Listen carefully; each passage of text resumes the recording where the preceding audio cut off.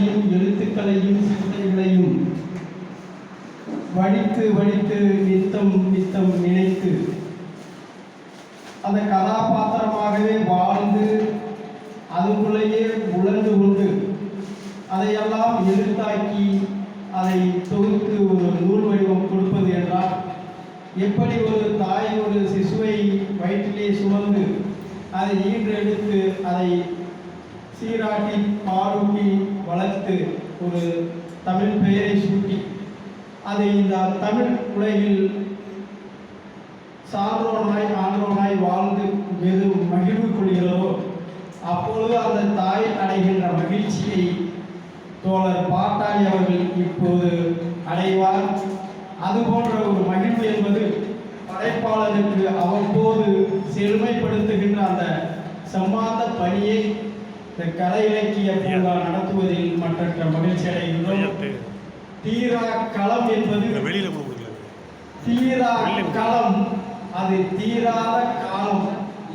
மண்ணடிமை, பெண்ணடிமை, கொத்தடிமை, மனித உரிமை மீறல் போன்றவற்றை அந்த நூலிலே வடித்திருக்கின்றார், செறித்திருக்கின்றார், அதை செழுமைப்படுத்தியிருக்கின்றார். அதை தான் தீரா களம் என்ற பொக்கிஷம் புத்தகமாக இங்கே உங்கள் கைகளிலும் மனங்களிலும் உணர்ந்து கொண்டு தவழ்ந்து கொண்டு இருக்கின்றது. இந்த நூலை வடித்திட்ட பாட்டாளிக்கு என் சார்பில் நெஞ்சார்ந்த வாழ்த்துக்களையும் நன்றியையும் உரித்தாக்கிக் கொள்ள கடமைப்பட்டுள்ளேன்.